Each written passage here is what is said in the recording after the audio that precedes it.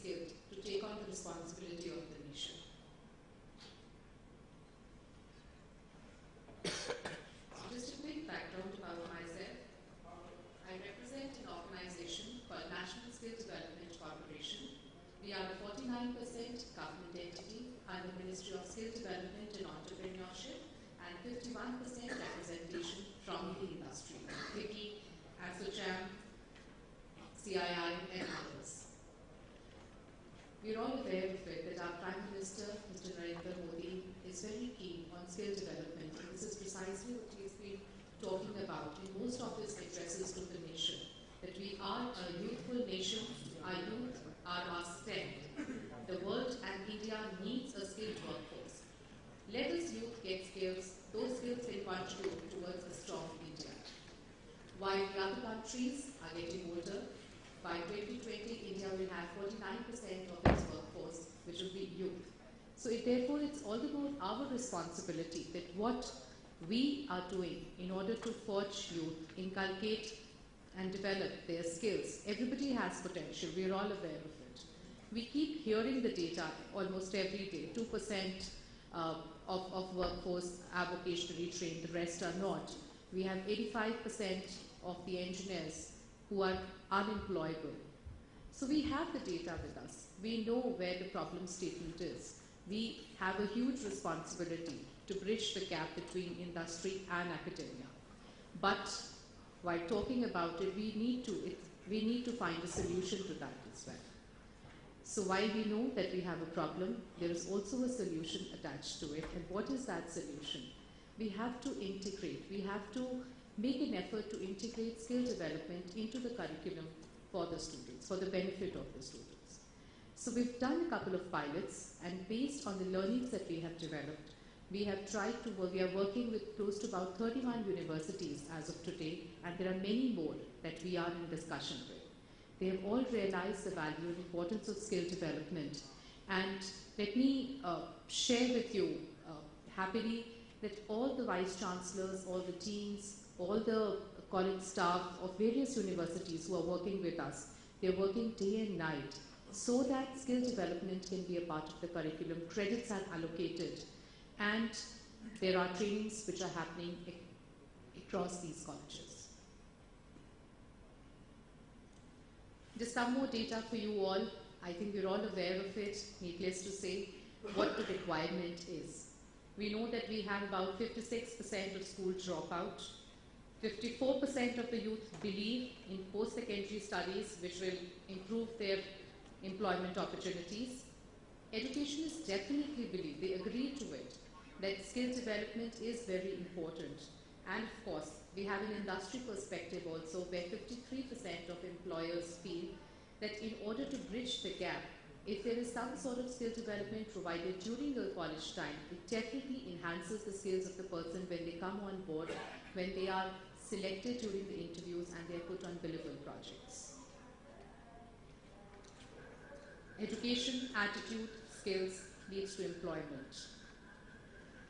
Just a quick background of how we do and what have we done so far in the last 6-7 years of our existence. So we have successfully funded and created 200 plus training partners who are proactively involved in the mission of skill development today in India, and there are about 37 sector skill councils which have been formed. So while on one part we have the training providers who have taken on the mission of training and skilling these students, as far as in various sectors, we have the sector skill councils who are also working proactively with the industry in creating qualification pack, national occupation standards, and getting the requirement from the industry as far as absorption of these trained and skilled candidates are concerned. NSDC has also a mandate from Government of India to create and understand where the requirements are and what are the gaps and how that can be bridged. So there are various studies that we have conducted in the past, and we have identified 24 high growth sectors, and there are various district-wise, state-level studies also that we have conducted, which is available on our website. Please refer to it, go through it. These are the studies which will help us identify that what are the sectors where the shortage is, state-wise, sector-wise reports which are available as far as skill gap is concerned. Now a quick overview about, all right, so then I'm going to skip this slide and I will talk about the National Skills Qualification Framework.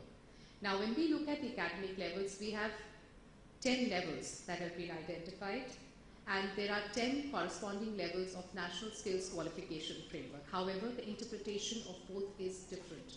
One are academic levels and the other ones are skill levels. When I talk about skill levels, I could be a graduate or a postgraduate, but whereas if I don't know how to perform or how to do that particular job, if I don't have enough hands-on training, I can be pegged at NSQF 1. That means I do not have any skill or any kind of formal training in that particular field. Whereas on the other hand, if I have the right kind of opportunities available in my college itself, then I could be pegged after my 3rd year of graduation at level 5 or at level 6. So these are certain levels when we talk about National Skills Qualification Framework. There's a new policy that has come out. I request and urge all of you to please read that so that you can incorporate skill development opportunities for the students. At this point of time, while I talk to you, we are associated with close to about 10 states where in school education it is mandatory for all the students from class 9 to class 12 to undergo skill development. We have MOUs with 31 universities, UGC, AICTE. In UGC there are community colleges, BWOC courses which are being introduced for skill development. AICTE, again 100 community colleges where skill development courses are being executed. Central ministries, state missions, ITIs. So this is broadly the landscape in which we are working at this point of time. But there is still a need for more. We need to scale more people because this is a huge requirement, and NSDC alone will not be able to do it, and that's why we need your support.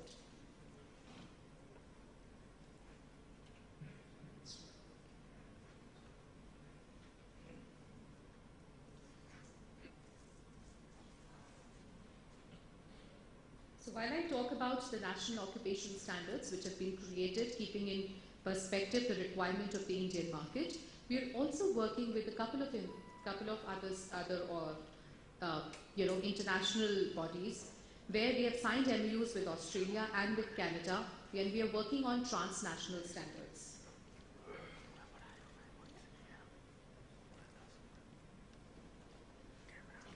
We have developed a model based on the learnings that we have developed. Our first pilot was with Pune University and the second with Delhi University. And we developed a model in which we identify sectors and job roles which are pegged on NSDC level 4 to level 7 for the students. Implementation model is as per the university norms. And we select colleges and we prepare and orient the principals in leadership forums that what and how this can be inculcated into the daily teaching learning cycle. Then we shortlist the training partners and we tell them that this is the standard operating procedure in which they have to go ahead and integrate it with the university norms, followed by industry visits, on-the-job training, assessment and certification is conducted by the sector scale councils, and of course the last mile employability and entrepreneurship opportunities provided through sector scale councils and training partners. Sorry, I'm skipping a bit of slides so that I can talk about important points. So just half a minute more? Okay, so probably this would be my last slide.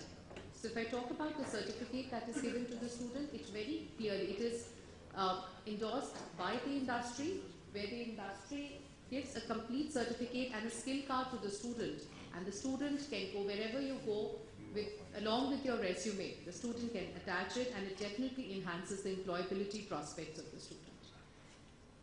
And last but not the least, we believe in it, that skill development is possible, but we need your support, and you have to dream before your dreams come true. With this note, thank you very much, and if there are any questions, please reach out to me offline. Thank you very much.